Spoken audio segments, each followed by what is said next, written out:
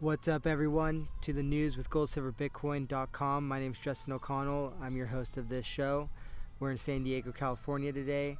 There might be some planes that fly over, some sirens in the background, but it's good to be outside. The first story we're going to be going over today, this and other stories can all be seen over at GoldSilverBitcoin.com, is called U.S. Unemployment During Great Lockdown Approaches Great Depression Levels. And of course, the Great Lockdown is what the IMF has termed the coordinated global policy that we've seen in hundreds of countries regarding shutting down society completely, other than for some multinational corporations, and having us weigh out the coronavirus crisis. So we'll dig right into this story then. With 1 in 6 U.S. workers out of work, U.S. unemployment is reaching Great Depression levels. More than 4.4 million laid-off Americans applied for unemployment last week.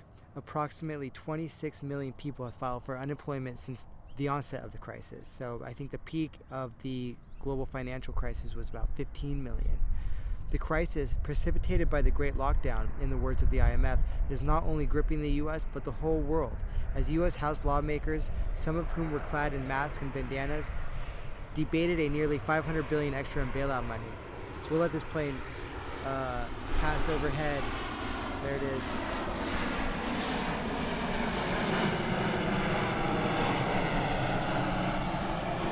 Looks like a United flight. At this point, it would take a miracle to keep this recession from turning into the Great Depression 2. Chris Rupke, MUFG Managing Director and Chief Financial Economist, noted on last Thursday. So about, let's see here, that would be April 23rd, I believe. It is going to take years, not months, to put these pandemic, jobless workers back to work at the shops and malls and factories and restaurants across the country. Many of the shops and restaurants across the country, and probably factories as well, won't be reopening. So they'll have jobs in the restaurant industry. They'll have jobs in the retail industry. They'll just be at McDonald's. They'll be at Islands. They'll be at Levi's. But they won't be at local mom and pop shops, because many of them will not be around.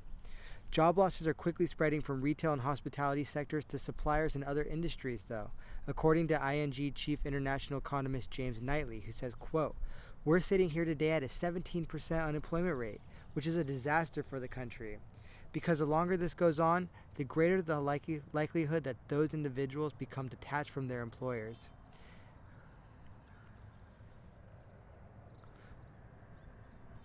And this comes with a graphic. It's a tweet. And in this graphic, you can see that markets are largely unchanged this last week, despite 4.4 million new jobless claims. And on Sunday nights, you can tell it always gets a little busier with the planes flying overhead. And you might be like, why are you in the park right where the planes fly over? And it's because a couple things. It's good to see commerce in action. It's good to be outside. And this is the part closest to me. All right, moving on. The job losses in the last 5 reports were, quote, more than the entire Great Recession a decade ago, according to Rupke. That's when 15.38 million were out of work at the peak of the 2008 financial crisis. So to continue what Rupke said, quote, net jobless claims are warning that the worst isn't over yet for the American economy, with business and consumers alike being sucked down into the abyss of the pandemic recession. And really, it's a depression. The risks of the outlook are that the economy is digging itself such a big, deep hole that it's becoming harder to climb back out of it. Since the deindustrialization of the U.S., which started in the 1970s, most American jobs are now in the service sector. Most of these jobs depend on consumer demand, which has collapsed amid the Great Lockdown, which puts us into kind of a negative feedback loop. Also, I'll say that these service sector jobs were pretty much wiped out right away due to the virus. The next story that you can read over at GoldSilverBitcoin.com is called, "As 26 million Americans file unemployment, nation billionaire class gets richer." So as 26 million people have filed their unemployment claims, U.S. billionaires' wealth increased 10%, or $282 billion, more since the beginning of March. Their new combined net worth is $3.229 trillion. Meanwhile, as we just kind of gone over, we're at a point where we've got more jobless claims than during the peak of the global financial recession, and markets are shrugging off the fundamentals, probably looking at the bailouts, right? What does Jeff Bezos care about the American economy when you get to $24 billion bailout? I mean, he doesn't care if the economy gets put back together. In fact, doesn't he own WSJ? So what's interesting to me is that this guy owns WSJ, so there's a conflict of interest insofar as his reporting at the coronavirus, because it's in his interest that other stores do not open. So why would he not then just promote the scare, the panic, promote staying at home, staying closed down, because all he can do is benefit from it. And let me dig right in. It's either he owns either WSJ or Washington Post. By April 15th, Amazon CEO Jeff Bezos, whose company received a $24 billion bailout, has seen his net worth increase to $25 billion. Eric Yuan, the Zoom CEO and founder, saw his wealth increase up to $2.6 billion. And is this guy really just the Zoom founder? Like, he must have some other back history here, because it's amazing that you can just find some teleconferencing startup and then be a $2.5 billionaire. Anyway, quote. This is a quote from Chuck Collins, Director of the Program of Inequality and the Common Good at the Institute for Policy Studies and co-author of this new report, quote, Billionaire Bonanza 2020, Wealth Windfalls, Tumbling Taxes, and Pandemic Profiteers. So, quote, we're reading about benevolent billionaires sharing 0.0001% of their wealth with their fellow humans in this crisis, but in fact they've been rigging the tax rules to reduce their taxes for decades, money that could have been spent building a better public health infrastructure. So that's a little loaded of a quote, but I mean the point here is that we've got 26 million Americans out of work, small businesses across the nation out of business, and the billionaires are getting richer. They're getting billions. So Collins says that when they first started looking at the numbers, they realized that although the Forbes billionaire list reported that in mid-March billionaires had lost net worth, Collins and his co-authors found that 3 weeks later the story was changing quickly. Forbes' story was, hey, the pandemic is really affecting the billionaires. Their wealth is down from last year globally. And in terms of the U.S., what we found was, 3 weeks and they've now surpassed last year's collective wealth, and now they're surging to new heights. It took billionaires less than 30 months to restore their pre-meltdown wealth, which then extended exceeded pre-2008 levels. By mid-2019, the middle class had yet to recover its 2007 net worth. Jeff Bezos, the world's richest person, along with his ex-wife, Mackenzie Bezos, gained the most through April 16. Amazon shares increased 18% on April 23rd, closing at their highest levels ever. Jeff and Mackenzie are worth $145 billion and $47 billion respectively. That is an increase of $20.3 billion and $7.1 billion for the week, respectively. Then the Walton children, who are the kin of Sam Walton, the founder of Walmart and Sam's Club, saw their net worths climb approximately $3.8 billion each. The siblings are worth close to $174 billion altogether. That's about $58 billion each. Elon Musk holds a 18.5% stake in Tesla. He enjoyed a $1 billion jump in his total net worth.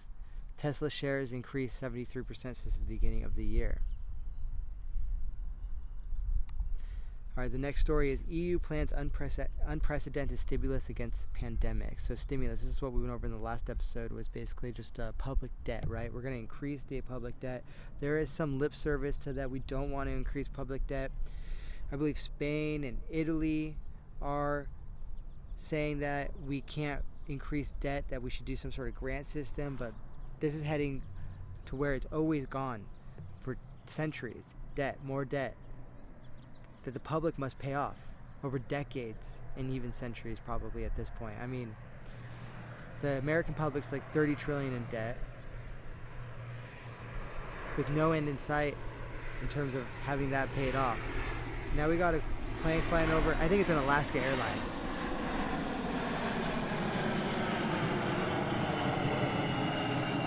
I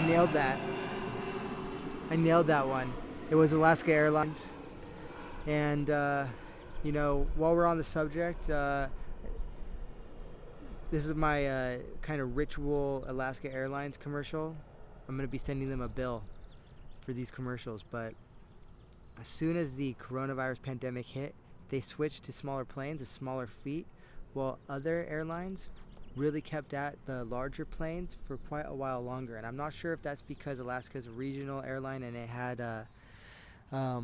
the second smaller fleet waiting in the wings, but their shares collapsed from like $75 down to $25. And from what I saw here, living close to the airport and them having switched to the smaller planes quicker than the other airlines, is that they might have better fundamentals. And so, yes, Alaska, I'm sending you an invoice for that commercial. And if you get some bailout money, you can forward it on to me. All right, so the EU plans unprecedented public debt.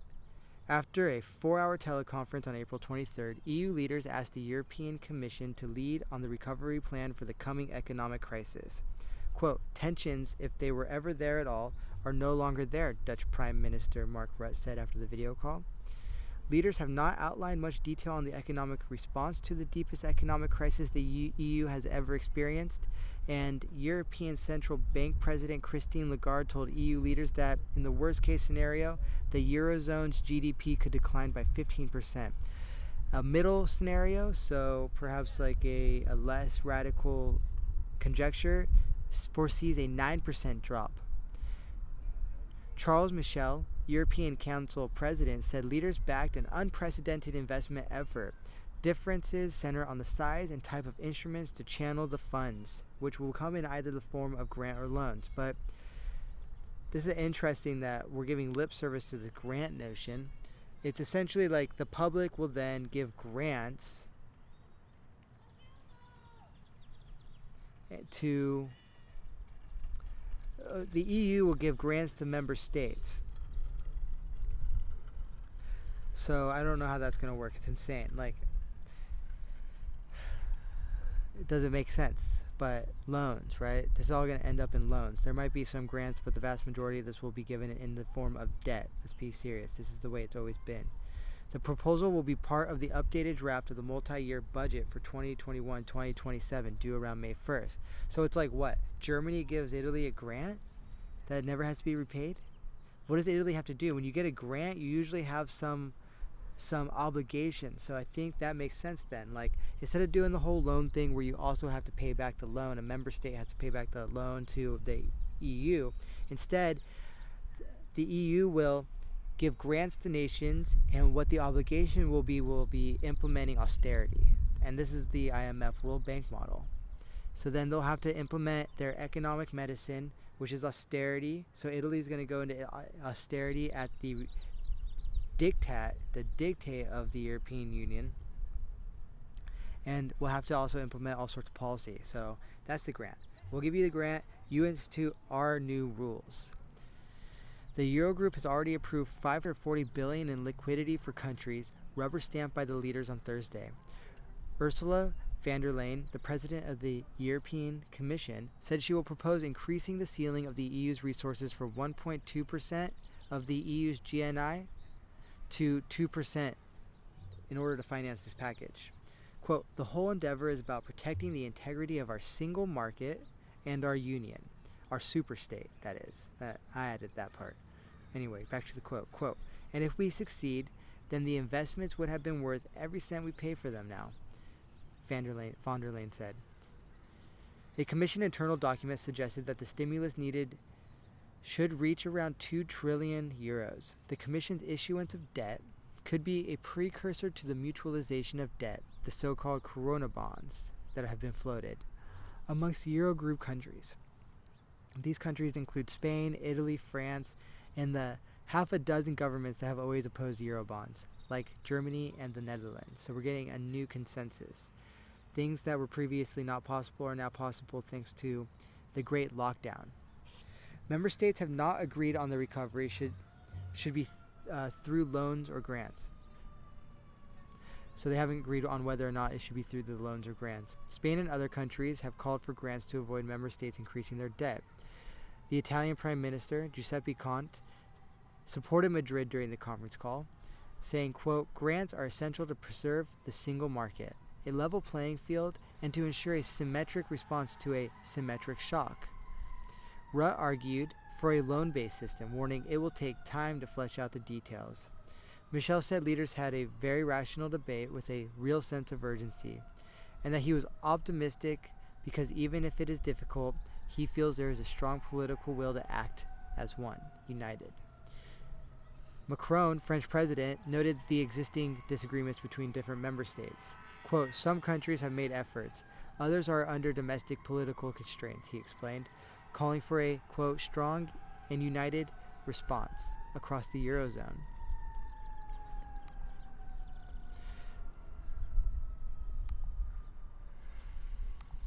Let's see here. So let's see. Our next story here is going to be about global central banks meeting to discuss more QE. But I got to turn on my internet to pull it up because I guess I didn't pull it up earlier. But anyway, so what we're seeing here is coordinated global policy across the world. And this coordinated global policy is essentially an expansion of public debt during this time of depression. We keep using this term recession, which I think is quite interesting. We're quickly reaching depression levels. In the United States, where there is no production, people are more dependent upon massive supply chains. The effects could be devastating, more devastating than even experienced during the Great Depression. And during the Great Depression, of course, there was the New Deal and Works Progress Administration, which was designed to put people back to work. And there's lots of debate now about a second New Deal, a Green New Deal, and this is also being debated in Europe. And in Europe, they are pushing the Green New Deal. The Club of Rome has written some documents, or at least members of the Club of Rome, stating that they want to institute the Green New Deal to create an opportunity out of this crisis. And in the U.S., debate will pick up too regarding a Green New Deal. It'll be interesting to see the debate evolve in the United States. I think it will come down to infrastructure versus green industries, and likely what will arise is a hybrid model. I will say though, at least in my town during this period when people have been locked at home and staying at home, the city used the opportunity to do some public works, and I think that was a good decision considering all else. So I drove on a nicely new paved road today, and it was very, very freeing. Just joking. Global central banks meet to discuss more QE. Global central banks have already set interest rates at record lows and earmarked trillions of dollars on asset purchases as an economic response to the coronavirus pandemic. The U.S. Federal Reserve, the Bank of Japan, the European Central Bank, whose countries account for nearly half of global output, will meet this coming week as governments confirm that multi-year expansions, economic expansions, ended in the first quarter, and now we're going through acute contractions, I would call them. Money makers might need to extend the quantitative easing, helping ease credit to troubled businesses and committing to rock bottom rates for longer. And this does not include your business, just so we're clear. Quote, the extremity of the virus crisis is forcing central banks to push the limits of the possible, said Tom Orlick, chief economist at Bloomberg Economics. We expect the ECB to expand its firefighting pandemic emergency purchase program and the Bank of Japan to roll out more support for corporations. Ahead of the game, in terms of size and scope of stimulus, the Fed will not have to add additional support, but will confirm it has space to do more. Right now, I think that the balance, and I think we're going to go over this, it's $6.75 trillion balance sheet at the Fed. Bank of America predicts that could reach $8 trillion. The Fed cut rates to zero, so that means that that's the cost of money, right? Interest rates, it's just gobbledygook for cost of money, how much it costs a bank to get money, and that number is virtually zero right now. And then, of course, they're tasked, the banks, with then distributing that money, giving out loans through loans. But I think we'll see increasingly that they're not going to be giving out those loans. We heard that the credit card complex is lowering customers' limits. The Fed rolled out a series of emergency and unorthodox lending facilities to support markets and maintain credit flowing to the businesses, corporations. Markets will be looking for hints from Fed Chairman Jerome Powell about what actions the bank will take. Across the pond in Europe, the European Central Bank will set policy on Thursday as member states work together on fiscal action. President Lagarde noted that they may have done too little too late and warned that the euro area economy could shrink as much as 15% in 2020. The ECB will likely bump up asset purchases by more than €1 trillion in 2020, easing restrictions for banks to finance loans to companies and agreeing that it would accept junk bonds as collateral for bank loans. The Bank of Japan increased its purchase of exchange-traded funds and corporate bonds, and will discuss on Monday allowing unlimited government bond purchases taking place of their heretofore 80 trillion yen target. Governor Kuroda and fellow Japanese policymakers will likely issue credit to businesses hurt by the pandemic. In addition, BOJ might increase purchase targets for commercial paper and corporate bonds or expand a new lending operation for small firms. So, expanded balance sheets. We're going to hear more from central banks this week about what is next to come in terms of combating the economic depression which we're faced with. And we'll see. Thanks for watching. And you've been watching news with GoldSilverBitcoin.com. You can go to our website, GoldSilverBitcoin.com, and read these stories and shop our store where we've got a lot of silver and gold products in stock now, and we're going to look to expand that. I'm thinking about adding some coffee from Mexico, some really nice coffee from Mexico made by a small business owner. And then let's see what else. Some guy and I were talking about adding his kratom. I don't know if I'm able to do that, but I'm getting clever. But have a great day. Thank you for watching.